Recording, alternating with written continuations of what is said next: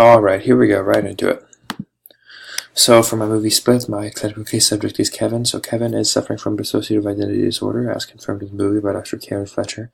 And we do not know a lot of personal information about Kevin, but we do know that he does have distinct personality states, and he has that have been controlling the consciousness to protect him from the harshness of reality.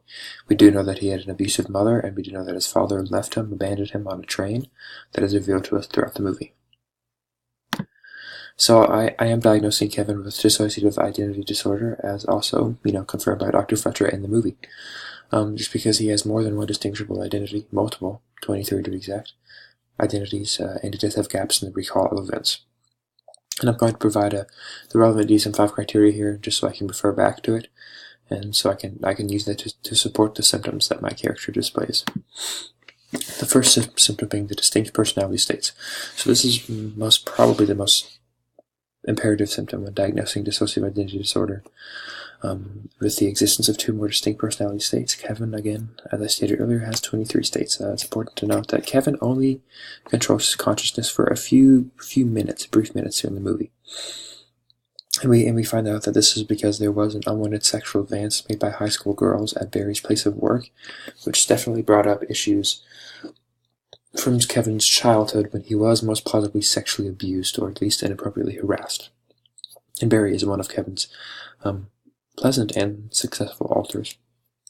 Yes, again, it is, as they stated earlier, known that the mother was very abusive and had malevolent ways of punishing him when he was a young child. So this unwanted sexual invasion, another incident of abuse, it just triggered Kevin's suppressed personalities.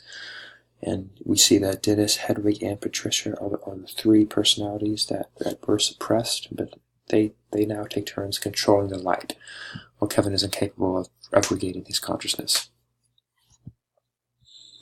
The second symptom that he exhibits is recurrent gaps in recall.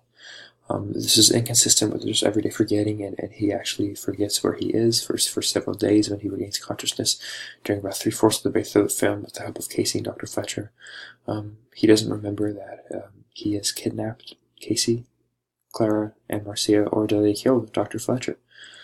Everyday actions, dependable memory, all this has been forgotten because of what is known as dissociative amnesias. So Kevin is also suffering from dissociative amnesias. He's not missing any of the symptoms. To lesser degrees, some of them are exhibited in him, and I believe that criterion D, the disturbance, is not a normal part of a broadly accepted cultural or religious practice. That is the most conspicuously redundant, I think. Obviously, Kevin's behavior cannot be explained by commonly accepted American culture, nor by devout religious practices. The viewers are given no indication whatsoever that this is the case, and for that reason I think that this is just the least influential criterion for describing or for diagnosing Kevin with DID. It's the least important. Moving on to some possible treatment now for Kevin. He should abide by treatment that's focused on therapy, most specifically cognitive behavioral therapy.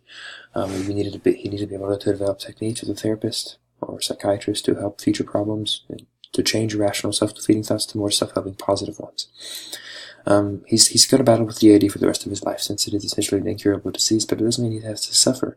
Through cognitive restructuring and behavioral modification, he can learn to control his actions and thoughts and be more optimistic about his condition. Should those possible treatments prove unresponsive, should he prove unresponsive to those treatments, then he can try alternative options such as hypnosis, which has been somewhat useful, or he can also use medications alternatively, or supplement them in addition to, which can be used for patients with depression, severe anxiety, etc. Moving on to psychological disorders of films, for the most part, Split was not overly sensationalized. The movie did a good job explaining how the psyche splits or shatters as a childhood in response to extreme instances of abuse or trauma. It also showed that DID is not a fabricated disorder and is not a weakness. Overall, the terminology used by Dr. Fletcher was accurate, which is a good sign coming out of the historically dramatized Hollywood apparatus. However, even though the movie is holistically accurate in its portrayal of DID, extreme aspects of the disorder portrayed in the film might mistakenly be stigmatized to all DID patients. And since films drastically influence how people think about disorders in real life, this misrepresentation of DID, which is not understood by the lay public, may pejoratively impact people's perceptions of DID patients, unfortunately. And, people learn a lot from movies. Psychological disorders are no different.